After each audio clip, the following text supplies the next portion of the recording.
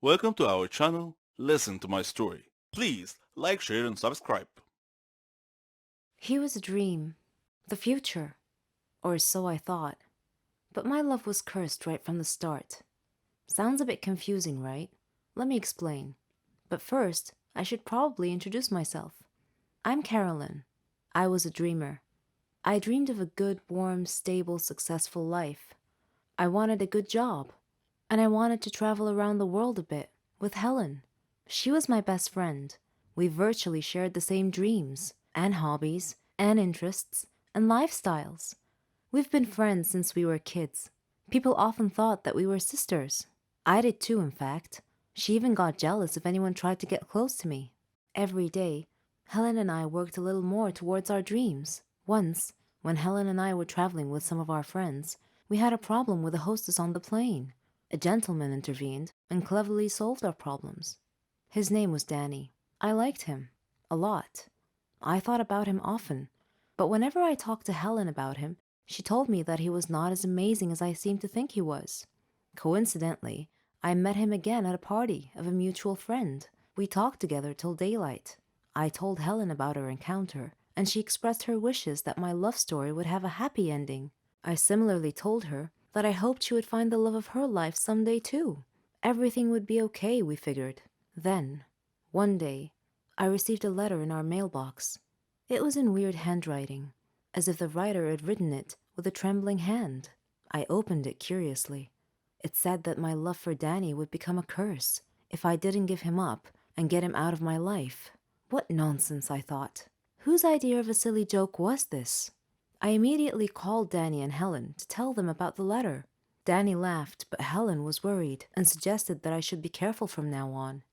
That same day, Danny had a horrible car accident, but fortunately he wasn't hurt. A detective investigating the case determined that his car brakes had been tampered with. In another incident, a car almost hit me, but it swerved away at the last minute.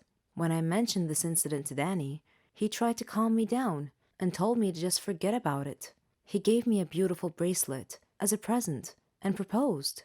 We got engaged, and I couldn't have been happier. I wanted to show the bracelet to Helen, but somehow I seemed to have lost it. I couldn't find it anywhere. Anyway, when I told Helen about his proposal, she was thrilled for me. I spent days shopping for just the right wedding dress. I was so busy with preparations that I forgot all about the ominous letter. I went to the wedding hall early to make sure that everything was ready and prepared. Helen was helping me, and Danny kept calling me to make sure I was all right. Suddenly, the lights went out. I called out to Helen, worried that she might have tripped and fallen when the lights were out. When the lights came back on, Helen had fainted, and my dress had disappeared. I screamed to the ceiling, "What do you want from me? Leave me alone!" Suddenly, Danny appeared out of nowhere and asked me what had happened. I told him then and there that we must break off our engagement, otherwise the curse the letter mentioned might injure someone or cause someone to die. Then Helen came too and tried to calm me down. She told me to go to the car and that she would get our stuff and follow me. I loved Danny and wanted to marry him, but now I was seriously worried that this curse threat might actually be real. Helen came back carrying a bag and a large suitcase and told Danny not to worry, that she would drive me home and then call him to tell him that we had arrived safely. I was still crying, and Helen was trying to calm me down. When we arrived home, I noticed something strange. Helen was carrying a bag that was partially open, and I glimpsed a piece of clothing stuffed into it. It looked exactly like my dress. I opened the bag and found that it was my dress. I confronted Helen and demanded to know how my missing dress ended up in her bag. I clearly caught her red-handed, and she was unable to answer coherently. I realized at that moment that the source of the so-called curse was Helen. "Helen," I said, "how dare you do this to me? I thought we were like sisters to each other." She replied icily, with a glare that I saw for the first time. She said that she fell in love with Danny just as I did, but he chose me instead of her, and that she hated me for it. She said she won him over and got him to love her instead. Then they both tried to scare me into calling off the wedding so that she and Danny could be together. There are no words to describe how I felt at the time. I replied in a similar tone. I told her that I don't ever want to see her again, or Danny. Neither of them mattered anymore. I never did see Helen or Danny after that day. I'm on a Caribbean island now, sipping on a cocktail. I read in the paper that Danny and Helen had announced their engagement. I'm thinking about what wedding present I should give them, as a surprise. Hello, everyone. I'm Lauren. Did you ever wonder what it would be like to have your life completely destroyed by someone close to you? Ever thought about what you would do then? I didn't have time to think, 'cause that's exactly what happened to me. It all started 2 years ago. I lived a quiet life with my mom and dad and my sister. I loved my family. We were always together. We were happy until that fateful day. My dad got fired from his work, a big company. He had worked there for 20 years. The only money we had then was what he had managed to save over the years. Finding a new job wasn't easy. It was a hard time for all of us, especially my dad. He was becoming desperate. At times, he just sat there, quietly, deep in thought, and I rarely saw him smile since. One late night, we were still up waiting for him when he walked through the door. But something was different. He wasn't walking straight. It was the first time in my life seeing him drunk. I decided to take matters in my own hand. I started job hunting. I was lucky enough to find something suitable at a startup company. The pay was good enough, and the more I worked, the more I earned. I was trying my best to get our life back. I was giving it all I've got. My dad started asking me for money.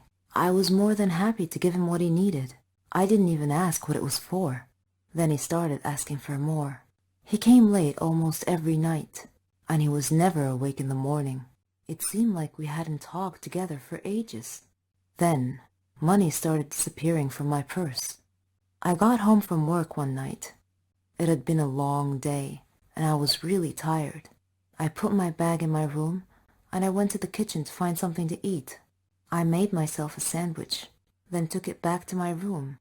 But when I got to the door, I saw a shadow moving inside. I thought everyone was asleep, so I opened the door slightly and looked inside. I couldn't believe what I saw. My dad was standing over my bag, and my wallet was in his hand. He found no money in it, so he threw it on the bed and started going through my purse. At that moment, my mom came down the stairs. She had my dad's shirt in her hands and a small pack of white powder. I looked at her face. Her eyes were filled with tears. I tried to speak, but found nothing to say. My dad came out of my room. He saw us standing there. He tore the shirt and the pack from my mom's hands. He was hysterical. He started breaking things around him. Suddenly, everything changed. My mom and I were too scared to move. But then my sister came running down the stairs. He pulled her towards him and held a knife to her throat. He threatened to kill her if we didn't give him money, without a moment's thought. I did what he asked. Things only got worse. Nothing was ever enough. He asked for more and more money, and if I refused, he'd get violent, beating up anyone in his path. I couldn't stand by and watch, so I would just give him what he wanted, until I decided enough was enough. He barged down the stairs one evening and asked for all the money I've got. I told him we had expenses to pay, the rent, school fees, but none of it mattered to him. He asked me again for the money and threatened me if I didn't do what he asked. I refused. He hit me so hard that I crashed my head against the wall and fell to the floor, bleeding. Everything went dark. My mom took me to different hospitals, and I had to do a lot of checkups and tests, but all the doctors said the same thing, that this was it. I was sentenced to live my life in darkness, never to see the light again. Bumping my head against the wall was one of the reasons, but apparently my psychological state played a huge role in my recovery. The doctors suggested that I'd be taken to a psychiatrist. My dad felt sorry for what he had done to me. He quit the drugs and alcohol, tried to be proper, but it was because of him that I was in this state. I didn't know if I could ever find it in myself to forgive him. I was torn inside. He was my dad, but I couldn't forget what had happened. I stopped talking shortly after, and he left, disappearing from our lives. No one knew where he was or what he was. A year had passed, and he came home. He sounded good, Kinda like how he was before. He's trying to make up for what he had done. But to me, nothing he does makes a difference anymore. Kinda like how he was before. He's trying to make up for what he had done. But to me, nothing he does makes a difference anymore. I'm still in the dark. That's something I'm gonna have to live with my whole life. I can't change that. What do you think I should do? Our feelings are always hard to control. We are humans after all. Sometimes we do things we can't explain, just because we feel that way. I had a student named Daniel, a sweet and innocent child. I was prepared to do anything for him, but don't judge me just yet. First, let me tell you my story. My name is Jolene. I'm a 21-year-old math teacher at a primary school. I live with my sister and my mother. My house was next to the school where I work. I love teaching, and I like teaching the students in creative ways. They loved me, and I loved them. Daniel was a special student, though. Our story began at the start of the new year. It was the first day of school. I missed all my students over the summer break. I missed them so much that I stood by the door to welcome them back. Before I started my first lesson, Mr. Smith, the student affairs officer, knocked on the class door, with Daniel hiding behind his back. Mr. Smith greeted the class and asked them to greet Daniel, but Daniel was too shy and didn't move. So I went over to him to take him by the hand, but he pulled his hand away, which embarrassed Mr. Smith. I asked him to greet his classmates, so he went and he stood in front of the class and he said, "Hello, I am Daniel." Then he went and he sat at the very back of the class. He didn't talk much with the other kids. He didn't like to interact with anyone. Daniel always looked sad, and I thought to myself, he's only 8. What could possibly have made him that way? I tried to get close to him, but he resisted all my efforts. Sometimes he looked like he was hiding some big secret, and later on, I learned what it was. One night, when I was surfing the social media, I came across a horrible news story about a jealous husband killing his wife and another man right in front of his son. The child had been none other than my new student Daniel. Reading that sad story, I started understanding why Daniel was acting that way. I decided to try brightening his life a little. Every day, I would buy a small present and put it on his desk. At first, it had no effect, but slowly he came to love that. During break time, I would sit beside him, and we would share food together. I would get him involved in class activities. On his birthday, I arranged a surprise party with his class, his grandmother, and myself. He was so happy that day. After the party, he hugged me and he told me that he loved me. I hugged him tightly. He was not just a student to me. I treated him like he was my own son. He told me that he wanted to call me mother, and that made me so happy. After his grandmother died, he came to live with me. We faced a lot of problems together, but I followed his success in life with pride. Daniel is all grown up now. He's graduating from the Faculty of Engineering. I am so proud of what he has made of himself. This is Tina, and this is a story about me and my biological mother. My mother is sitting in the cafe of a garden center, staring at her cup of tea. I'm over the other side of the shop looking at some strawberry preserves. I want to attract her attention, but the word mom sticks in my throat. I use it so infrequently. Instead of calling out, I just walk over and show her the jam. Ever since I left home 15 years ago, the relationship between my mother and me has worsened. In hindsight, it was never very good to start with, but it's taken 15 years of counseling and soul searching to realize that. The fact of it is that my mother and I don't like each other much. We don't hate each other, we're just sort of indifferent. There, I've said it, indifferent. Saying it feels like committing some sort of crime. My mother and I live hundreds of miles apart, and in the case of most of my friends, this should mean that visiting home should be a time of joy and excitement. Instead, they are weekends of tense, polite conversation, both of us desperately searching for something in common to talk about. And that is usually what she's currently watching on television. As a 20-something woman, I'm constantly surrounded by reminders that my mom should be my best friend. Advertising aimed at my demographic features glamorous, youthful mothers going to the salons with their best friend daughters. Because it's all so alien to me, I tend to become a little bit fixated. I tend to look beyond the principal plot lines of films and become obsessed with the parts that involve a mother and a daughter for a large, loving family headed by a quirky matriarch. When the film Mamma Mia came out, I went to see it with a girlfriend for a bit of a laugh. It was mainly about love affairs between Meryl Streep and her exes. As I watched, I was as always bewildered by the apparently natural bond that mothers and daughters have on screen. Another film. It's complicated, again with Meryl Streep, has a plot that hinges on her post-divorce relationship with her ex-husband. But the highlights for me, the way her children clustered around her and the way she reacted when they all came back to visit. Though I know it's not just on screen. My friend Susie has the same exact sort of relationship with her mom. It baffles and fascinates me. They talk every single day, sometimes more often, and tell each other everything. I didn't have an unhappy upbringing. I wasn't a happy child, but that wasn't down to child abuse or neglect. I was well clothed, fed, and I even had ballet lessons. I went to university paid for by my parents, and I knew and I still know that there's always somewhere to stay if I need to. But my mother and I never had the sort of closeness I saw in my friends' relationships. They would go shopping or share secrets. They would tell their moms things about their lives. The one time I tried to ask my mother about her teenage years, she told me to mind my own business, and so I did. I grew up minding my own business, and she minded hers. I left home as soon as possible and met my now husband at university, and he quickly stepped into the role of best friend and emotional support giver. I made enduring friendships, most of which I believe to be unconditional. Most of my friends believe me to be a loving and caring individual, and I know I could turn to any one of them in an emergency, and them to me.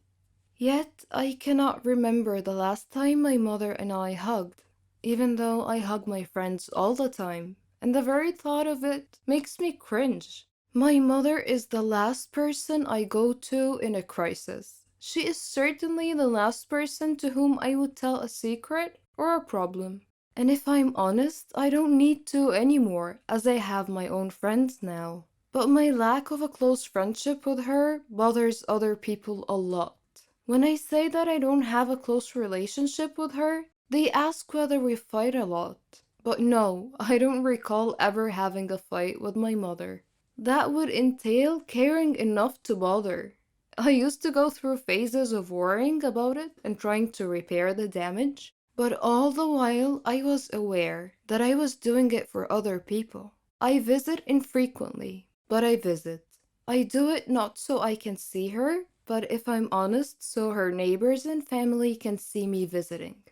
A few years ago, before I realized I didn't care anymore, I called her up and asked whether we could sort it out. Her answer told me everything I needed to know. Sort what out? I stopped bothering from that moment on. Now my principal concern is explaining to people why I don't see her that often. And I feel guilty for not really having a good enough reason. My parents weren't divorced. My father died a few years ago. There has been no huge family dispute. There's no big skeleton in anyone's cupboard. Well, not mine anyway. I recently went to see a nurse for a routine appointment, and she asked a host of questions about my mother. Eventually, I had to confess that I didn't know half the answers. She asked whether I could find out. My heart sank as I imagined having to give away a detail of my life, such as why I was going to the nurse to my own mother. Mother's Day is a nightmare. Trying to find a card that doesn't say my mother is my best friend or the best mother in the world or my heroine is not easy, let me tell you. Others try to fix it for me. Why don't you book a spa weekend for your mom? The very thought of my mother agreeing to or enjoying something like that is just laughable. Or they ask, why don't you go for counseling? This would be all well and good. if she would ever condone the idea, but it implies a relationship that needs to be mended. Why does it need to be fixed at all? Were my mother a woman I had met on a train and chatted to for half an hour, she would be one of the last people in the world I would want to talk to for a further half hour. If she wasn't my mother, she would be someone I groaned about having to spend any time with. I simply grew up and discovered that I didn't like my mother as a human being. She's not like me. She's self-obsessed, not interested in others, thoughtless, and incapable of genuine warmth. She has no concept of giving love to receive love, and has never asked me a single meaningful question about my life or career. Some people might feel that I have a duty as a daughter to be there for my mother, that it's down to me to repair our relationship. But because of the way she's raised me, I don't feel there is a relationship to repair. I wish my mother no harm, and if she were in trouble, I would help her like a shot. But I would also be there for any of my neighbors and the old man who swears at people from the bus stop across the road.